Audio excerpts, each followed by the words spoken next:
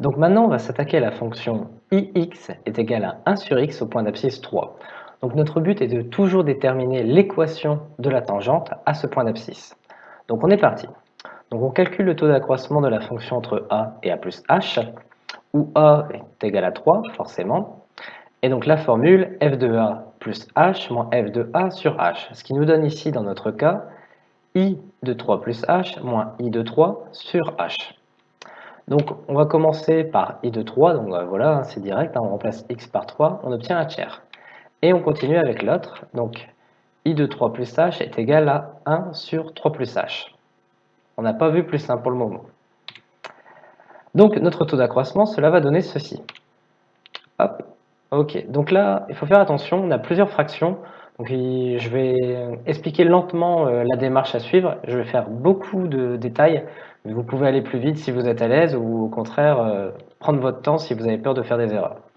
Donc on a bien 1 sur 3 plus h, ici, donc ça c'est bien notre i de 3 plus h, moins 1 tiers. Donc ce qu'on va faire, c'est on va mettre ici au même dénominateur, comme ça on pourra simplifier notre fraction.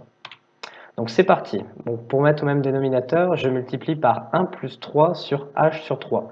Je vais obtenir la même chose. Si je fais ça, ça va faire 3 fois 1, ça fait 3. Et 3 fois h sur 3, les 3 vont se simplifier, il va rester h. Donc on sera bien au même dénominateur. Je le fais en haut et je le fais en bas. Sinon, je ne peux pas le faire. Donc c'est parti. Je développe. Donc on obtient 1 plus h sur 3 au-dessus et 3 plus h en dessous. Maintenant, je peux rassembler mes termes.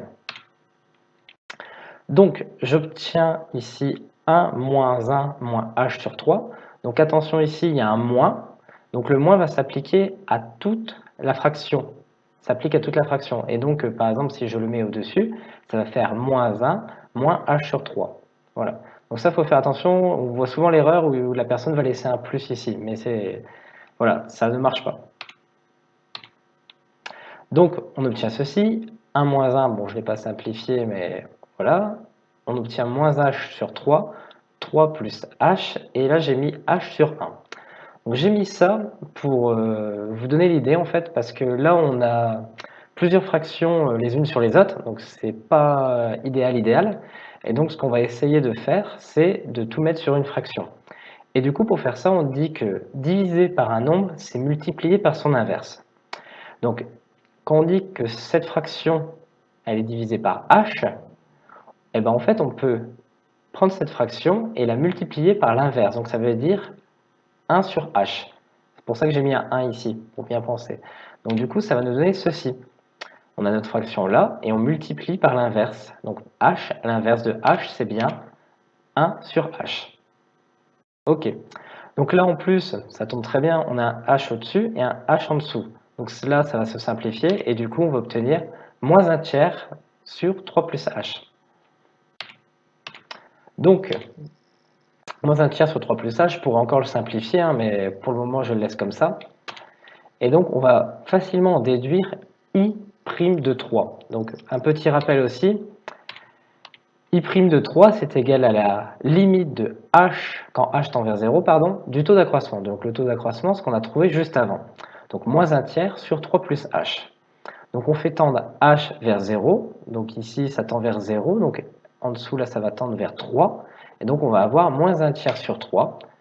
On réapplique la même formule. Donc, diviser par un nombre, c'est multiplier par son inverse. Donc, ça va nous donner moins 1 tiers, 3 sur 1. Bon, là, je ne l'ai pas fait d'un coup. Voilà, moins 1 tiers fois 1 tiers. On multiplie par l'inverse de 3 sur 1, ce qui nous donne 1 tiers.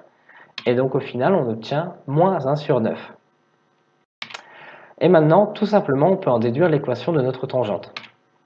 Donc, rappel de la formule, hein, j'espère que vous la connaissez.